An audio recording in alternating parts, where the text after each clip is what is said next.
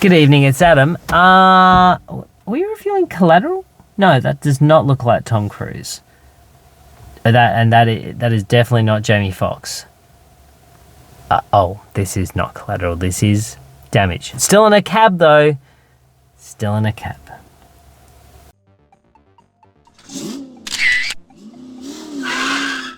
Good evening, it's Adam here again with another quick instant movie review for you. So tonight we're having a chat about the brand new Australian film called Damage. Now this is the feature film debut from writer, director, producer Madeline Blackwell, and it tells the story of Ali. He is not a citizen of the country, but he is driving a taxi, but he's using another man's license. Ooh. And he's relying on the GPS to negotiate his way around the city and not get detected. But when an old lady by the name of Esther hails him, she is a very interesting case. She can't remember where she is going. And she's really angry because she's been stripped of a lot of things. And one of those things is her memory. And she doesn't really... is trying to piece together where in fact she is, and she doesn't really recognize the world anymore.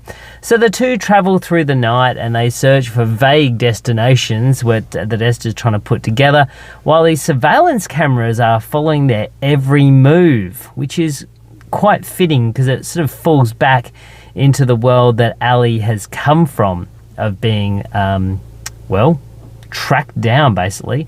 And what they have in common, these two very different people, is their damage. You know, that that Esther can't remember things, and Ali, unfortunately, can't forget. So this film is pretty much a two-hander. Ali Al-Jamani, a non-actor who is actually an asylum seeker from Iraq, has a very interesting story to tell all on his own, and a lot of his experiences are placed into this film. The fact that he fled from his own country over 20-odd years ago during the height of the Iraq War, and that story is actually told in an award-winning book based on his life and the journey that he had, called The People Smuggler, the true story of the Oscar Schindler of Asia, which is a really interesting story. So we have that story intermelded with also that of Esther, played by Imelda Burke. Now, Imelda Burke is an 80-odd-year-old lady. This was shot back in 2016. This is a first-time film for her as well. So she is a singer and theatre actor from South Australia, born in 1928. How amazing is that? Has worked in radio, telly, on stage, and she's had over 5 decades worth of career in that world, in the arts. And you know, she was raising kids all at the same time. She did it all. She was a working artist and did an absolutely wonderful job. So the director's intent here, Madeline Blackwell, wanted to make a film that would sit slightly outside of reality, is what she said, and break away from the neatness of conventional narrative storytelling, whilst also sort of speaking directly to the viewer. And she wanted real actors. She wanted real people rather than actors.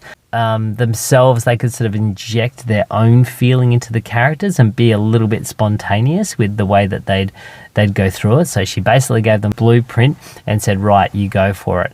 Other things to carry this film along is the amazing score. So Peter Knight worked with about 3 other composers on this.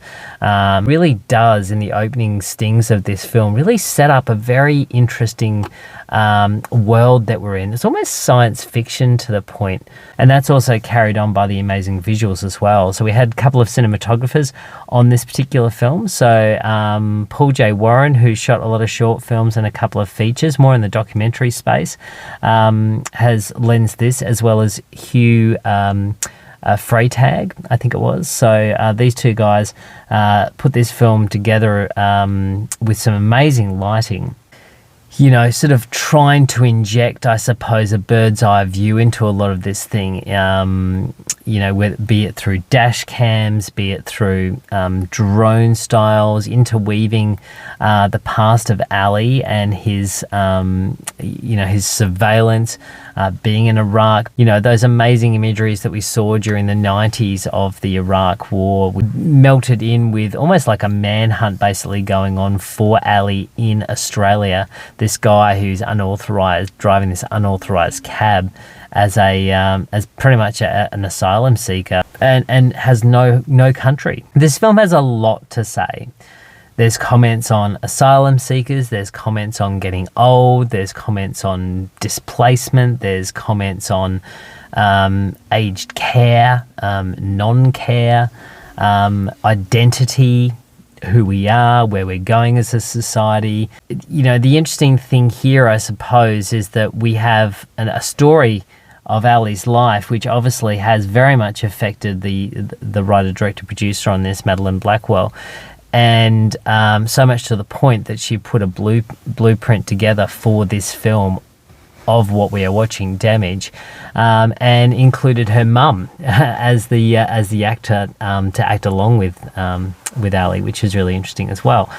So Madeline took this to about 30 producers. She kept getting knocked back. She ended up getting it crowdfunded and sinking a lot of her own funds into it as well as her family. She dedicated the film to a family member, and obviously having her mum as part of it is a really big moment. So it is a very personal film, I believe, whilst wanting to say a lot of things about a personal journey that Ali went on, as well as reflecting on the life of Madeline's mum, so Imelda.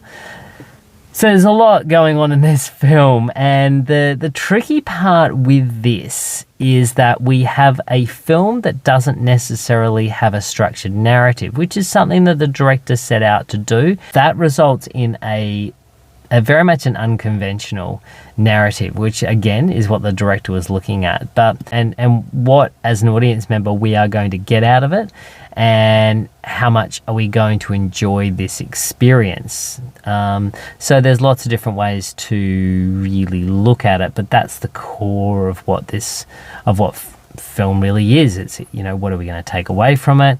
What are we going to remember from it? What are we going to enjoy from it? What are we going to be thinking about after we see it?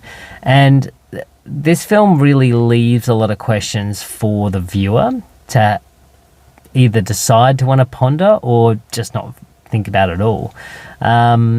So for me, this is a very much a exercise in great visual style. The cinematography is great, so the compositions are beautiful, and the direction is very, very good. So in that respect, it's a very interesting film. I applaud Madeline and her team for a very, very small crew for getting this thing off the ground. It must be so hard. It is hard. To get a feature film off the ground, and also to be working with two non-actors. Ali was working very heavily in Sydney at the time, so his time was very short. Imelda is 88 years old when they shot this back in 2016, so that would have itself been quite a challenge. And you know, it's always tricky to shoot at night and shoot in different places, and the crew have very much pulled it off. So from the technical point of view, all from the point of view of getting a film off the ground, a big ups to all of you. From my point of view, the narrative-wise, the structure didn't overly work for me, and that's probably the thing that sort of drove me out of this film, is that it was a lot of a think piece and not really any answers put forward. So for me, I would give Damage 6.5 out of 10. It was a good film, and if you get a chance to see it at the cinema, it would look beautiful up on the big screen. So big ups to everyone involved from tech point of view. All right, Damage, catch it.